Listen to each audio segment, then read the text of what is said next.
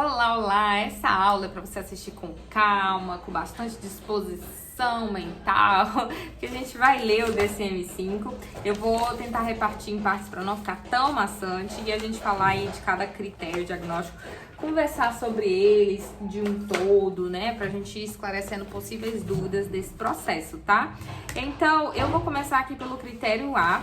Só pra vocês entenderem, primeiro ele dá um breve resumo dos critérios, depois mais pra frente ele vai mostrar os níveis, né, do TEA, os níveis que existem, e depois mais pra frente ele vai falar de forma mais detalhada sobre cada característica do TEA, tá bom?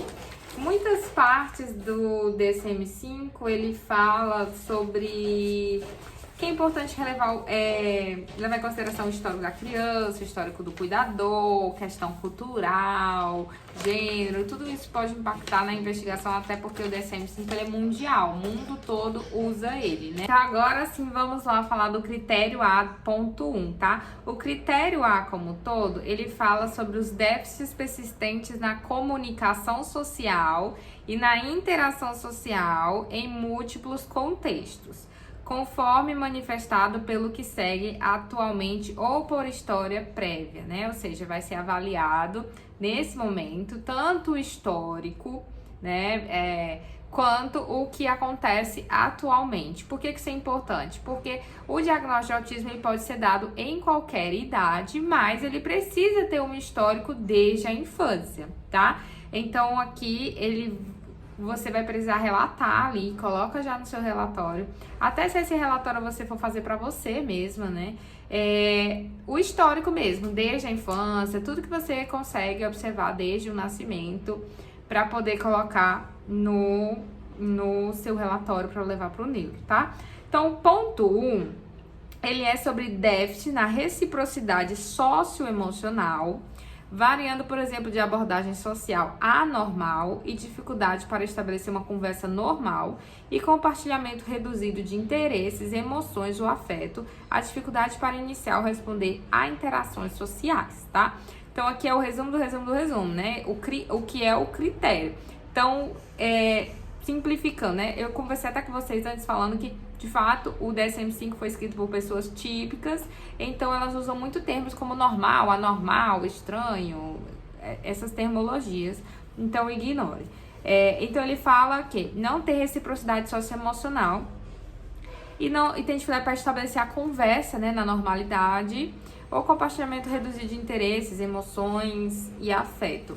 Agora a gente vai lá para a partezinha que fala mais sobre esse ponto para a gente entender mais o que significa essas coisas na prática, tá?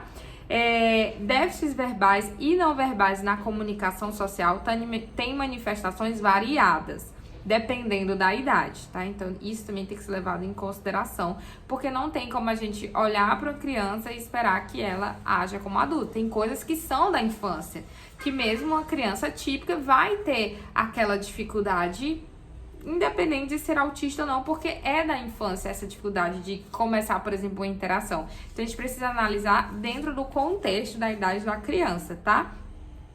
Então, aqui fala do nível intelectual e da capacidade linguística do indivíduo, bem como os outros fatores. Muitos indivíduos têm déficits de linguagem, as quais variam de ausência total da fala, passando por atraso da linguagem ou compreensão reduzida da fala, ou fala em eco em até linguagem, certo? O que significa? Que a pessoa ela pode não falar nada, como ela pode falar e ter pouca compreensão das coisas que estão entre linhas e tudo mais. E linguagem, a gente fala tanto da parte verbal quanto da parte não verbal. A gente sabe que hoje as pessoas elas se comunicam das duas formas. Tem o que elas falam e tem o que elas querem falar, né? Tem essa parte também. E tem as entrelinhas, que são passadas pela comunicação não verbal, o movimento das mãos, a expressão facial, a expressão do sorriso, o olhar, o contexto da situação que está sendo conversado. Tudo isso é uma linguagem não verbal que complementa a linguagem verbal e assim as pessoas normais se compreendem além do que está sendo falado.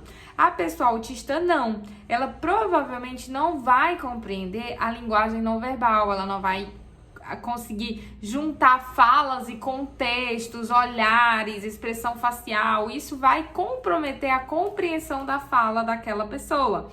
Então, para o autista, a linguagem tem que ser clara, né? Se você não falar, não quer dizer que ele vai entender. Só porque você deixou o subentendido, ou deixou no ar, ou... Ai, tava óbvio, era só ter olhado tal coisa. Não, não é óbvio para a pessoa autista. Ela vai ter dificuldade na compreensão da linguagem, seja ela verbal ou não verbal. Então, até aí como dica, quanto mais claro você for com a pessoa, melhor, mais eficaz, mais ajuda essa pessoa. Mas isso já ajuda vocês a analisarem também aí esses fatores, tá?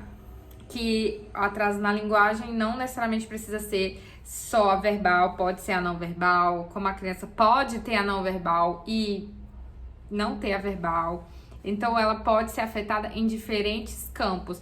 E lembrar que o autismo ele é um espectro, ele vai aparecer de formas diferentes, em pessoas diferentes, e por isso a gente tem que entender o DSM-5 para compreender quais são, de fato, as dificuldades, né? A essência do autismo em si, porque aí quanto mais a gente estuda, mais vai ficando claro como a água as dificuldades que as pessoas apresentam, e não só aquele preto no branco que fala, ai, não fala mamãe, papai, até a idade, não, certo? Então a gente precisa compreender isso também. Ó, fala em eco até linguagem explicitamente literal ou afetada, mesmo quando habilidades linguísticas formais estão intactas. O uso da linguagem para a comunicação social recíproca está prejudicado no transtorno do espectro autista, que é o que eu falei para vocês, né?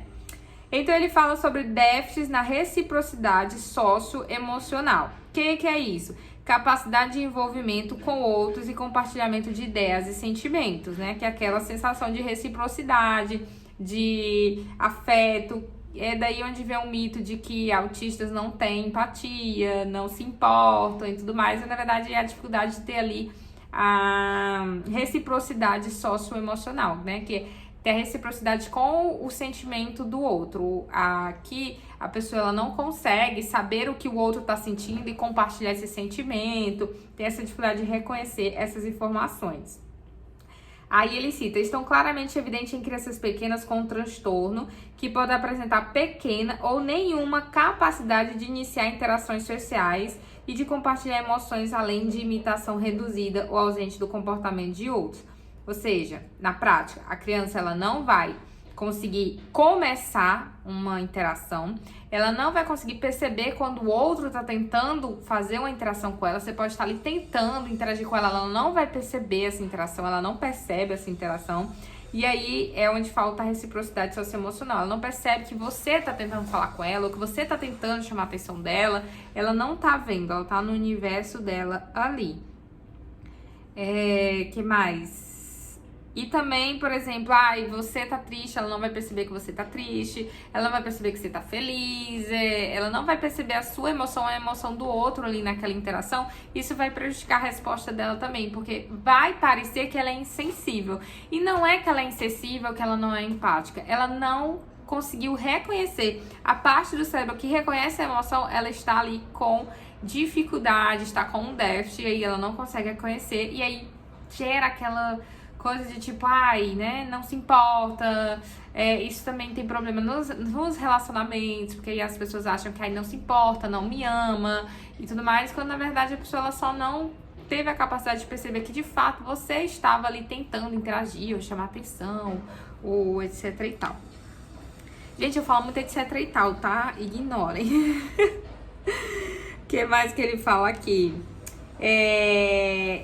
Imitação reduzida ou ausente do comportamento do outro. Então, como essa criança ela não vai fazer uma leitura do ambiente ou a leitura da pessoa que está do lado, isso compromete a capacidade dela de imitar. E isso vai atrasando o desenvolvimento dela, porque como ela não está observando, ela perde a oportunidade de crescimento, porque ela não vai imitar você, ela não vai imitar. Por exemplo, quando você sorri, ela não vai devolver o sorriso. Se ela não for dito para ela fazer aquilo, ela não vai perceber naturalmente, cumprimentar as pessoas, até atividades diárias mesmo, assim. Ela não vai responder bom dia para você só porque você deu bom dia. Uma dificuldade, por exemplo, que eu tinha, as pessoas falavam bom dia, tudo bem? E me incomodava muito que as pessoas perguntassem se eu tava bem, se elas não queriam saber que eu tava bem. Para mim não fazia sentido. Então eu não respondia de volta, eu só falava bom dia. E pra mim eu não perguntava se eu tava bem, se eu não queria saber, pra que eu perguntaria, né? Então acaba que o autista fica sendo visto como muito prático, quando na verdade as coisas não fazem tanto sentido ali naquele contexto, ou ele não entende que precisa ter essa imitação, esse protocolo social, que estão nas entrelinhas, que ninguém fala o que é, mas todo mundo tem que adivinhar o que são os protocolos sociais. Então o autista ele vai ter dificuldade nessa parte dos protocolos sociais, tá? E aí, como eu falei, principalmente para criança, fica complicado essa capacidade quando ela não consegue observar o outro, imitar, porque ela perde a oportunidade de aprendizado, tá? Então já vai pensando aí se seu filho consegue imitar, né? Ou se ele tá com dificuldade nisso também, tá? Cadê onde mais? Havendo linguagem, costuma ser unilateral, sem reciprocidade social, usada mais para solicitar ou rotular do que para comentar, compartilhar sentimentos ou conversar. Isso também está dentro da reciprocidade socioemocional. Então, a criança ela pode falar, mas essa fala não tem objetivo de troca de interação. Ela só fala com você para lhe pedir alguma coisa, para solicitar atenção para o que ela tá fazendo. É unilateral, é apenas coisas do interesse dela. Então, por exemplo, ela tá brincando com o carrinho, ela vai chamar você pra ver o carrinho, porque é do interesse dela. Então, às vezes você pensa, nossa, meu filho tem comunicação, porque ele me vê ele me chama pra ver o carrinho dele, ele me mostra os brinquedos dele, enfim. Mas quando você chama ele vai ver? Quando você chama ele pra se interessar por uma outra coisa, ele dá atenção pra você, vocês conseguem ter essa troca, né? Aqui, principalmente falando de criança, você consegue ter essa troca, ele consegue parar e conversar com vocês conseguem ter uma troca de verdade, vocês conseguem ter uma conversa onde existe ali a sua parte e a parte do outro. Isso é muito difícil de identificar nas crianças, por isso a gente precisa chamar atenção nisso. Quando é um adulto, a gente identifica rapidamente porque a gente se sente mal amado quando alguém não fala dos nossos assuntos, né? Eu escutei a pessoa falando do assunto de interesse dela, mas na hora que eu fui falar do meu assunto de interesse, ela não me deu bola, ela se entediou, não conversou. Então a gente se sente mal amado e reconhece rápido. Mas quando é criança a gente não reconhece muito, porque a gente tá ali comemorando, viu, ele falou. Então isso era uma coisa que acontecia muito aqui em casa. Era tipo assim, ai, mas ele tá falando. Só que não era funcional, era apenas unilateral. Não existia uma conversa, né? Então o Ravi, até hoje, mesmo com algumas intervenções, a conversa dele ainda é muito unilateral. A gente consegue conversar com ele dentro dos interesses dele e não de outros interesses. Por mais que seja uma coisa legal de se fazer, se ele não tiver interesse, ele não vai dar bola. E isso pode até ser comum na infância, mas o autista ele vai levar isso para outras fases da vida também, se não for trabalhado, tá? Então isso é importante de se falar, de se observar também. Cadê? Usado mais para solicitar ou rotulado que para comentar, compartilhar sentimentos ou conversa. Sabe aquele sentimento de tipo, quando você vê uma coisa legal e você comenta com a amiga, tu viu, amiga, né? E tem aquela reciprocidade de tipo, ai, o que tu achou? Ai, nossa, odiei. E aí tem aquela troca, né, do sentimento das duas. O autista, ele vai ter dificuldade nesse ponto. Ele vai falar, só volta para aquele estereótipo do prático, né? Se não tem função, se não faz sentido, ele não tem pra quê ficar ali compartilhando o sentimento daquela coisa, né, com você. Então isso não é exclusivo só da infância, tá? Isso também acontece com pessoas adultas. Aquela pessoa ela vai falar só dos assuntos dela, só dos hiperfocos dela. Quando você fala de outros assuntos, ela não vai dar tanta atenção, tá? Vamos para os próximos exemplos. Nos adultos, sem deficiência intelectual ou atraso de linguagem, os déficits na reciprocidade socioemocional podem aparecer mais em dificuldade de processamento e resposta a pistas sociais complexas, que é aquilo que eu falei da linguagem não verbal. Nos adultos vai se manifestar mais dessa forma. Pode se manifestar dessa outra forma que eu falei pra vocês. Tem adultos autistas que ainda têm essa capacidade reduzida de compartilhar o interesse do outro, mas principalmente essa parte de resposta e a pistas sociais complexas. Por exemplo, sabe quando a pessoa tá ali tentando dar em cima de você, tá dando mole pra você, tá ali paquerando. Eu me sinto muito velha falando desses termos, porque eu acho que ninguém mais usa esses termos. mas a pessoa tá ali tentando, né, mostrar que tá afim de você, e aí você não percebe, porque você não consegue ler ali as entrelinhas, os sinais, os códigos que estão sendo mandados. Ou então quando a pessoa tá chateada e quer que não fala, ela não verbaliza que tá chateada e quer que você perceba que ela tá chateada, muitas vezes não vai conseguir identificar esses códigos, sabe, aquela troca de olhares, assim, da pessoa, ai, entendi com o olhar. É muito difícil para o autista fazer essa leitura, né, dos códigos sociais para poder ali conseguir reagir à conversa. Então, vejam como é complexo e complicado.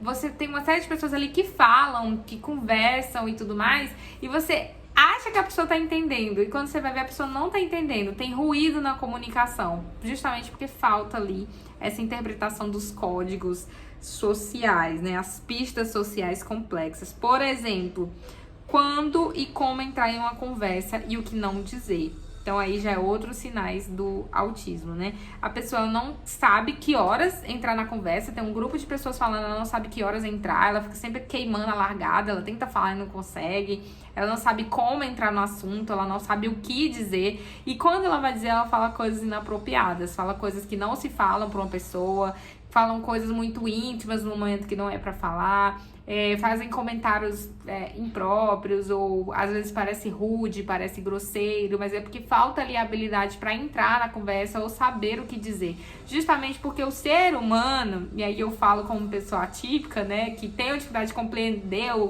o ser humano criou uma série de regras que não fazem sentido nenhum na nossa cabeça. Que é tipo, por exemplo, perguntar se a pessoa tá bem sem querer saber que a pessoa tá bem, né? E aí acaba que é um monte de regrinha que se você não segue as regrinhas, você é estranho. Quando na realidade a gente só quer fazer as coisas como é pra ser, né? Tipo... Enfim, espero que vocês tenham me entendido. Adultos que desenvolveram estratégias compensatórias para alguns desafios sociais ainda enfrentam dificuldades em situações novas ou sem apoio. Então, observem. Se eu, né, conseguir me desenvolver, e aí eu já treinei, no meu caso comigo é assim, eu já treinei formas de falar com as pessoas, né? Então, hoje eu tenho ensaiado, hoje eu sei como falar com as pessoas, eu aprendi alguns protocolos sociais, então eu sei que quando a gente vê alguém, a gente fala, oi, tudo bem? Pergunta a hora, pergunta sobre o clima, se a pessoa falar alguma coisa, você faz mais perguntas sobre o que ela tá falando. Então, hoje eu tenho um script, né, pronto na minha cabeça pra falar com as pessoas. Quando eu vou no médico, o que eu devo dizer no médico? Quando eu vou no supermercado, o que eu devo dizer no supermercado? Então eu incrementei meu repertório de conversação com as outras pessoas. Mas o que acontece quando eu vou numa situação nova? Como eu não tenho o repertório daquela situação nova, vamos supor... vou dar um exemplo da minha vida, né? Eu tive que trocar a titularidade da Enel quando eu me mudei, e eu nunca fiz isso antes. Então, quando eu chego lá no ambiente novo, é como se eu não soubesse falar com as pessoas, é como se eu não soubesse interagir, é como se zerasse todo o aprendizado que eu tinha tido do que falar com as pessoas por ser uma situação nova. Então, acontece que o autista ele vai ficar mais sobrecarregado porque ele vai precisar ensaiar na cabeça dele, ou até mesmo com uma outra pessoa, quem tem essa liberdade, né, com os familiares, ensaiar formas de se falar, né? Um exemplo também muito popular é o do pedir pizza, né? Muita gente tem dificuldade de ligar para pedir a pizza, ou como pede a pizza, e aí às vezes a pessoa faz uma pergunta inesperada e você não sabe como responder, e fala uma coisa nada a ver. Então, esses são alguns exemplos que eu tô dando pra vocês. Então, o autista adulto, ele pode desenvolver ali um repertório e conseguir falar, mas em situações novas, ou sem apoio, sem alguém, né? Ele tá sozinho ali, eles acabam sofrendo com o esforço e a ansiedade de forma consciente calcular o que é socialmente intuitivo para a maioria dos indivíduos. Então, enquanto para as outras pessoas é super natural só chegar e conversar, pro autista não é natural. Ele tá fazendo um esforço consciente para poder saber o que é que se pode falar naquela situação ou não. Então, enquanto as pessoas estão ali conversando, ele tá ali calculando, assim, isso pode se dizer, isso não pode se dizer, não, isso seria estranho, isso não seria estranho, é melhor falar assim, falar assado, e aí ainda assim passa por situações constrangedoras, e aí isso vai causando uma sobrecarga no autismo. Então é por isso que muitas pessoas autistas adultas, quando passam por situações novas, podem acabar entrando em crise depois por terem feito ali um esforço fora do comum, né, para poder lidar com aquela situação, tá bom?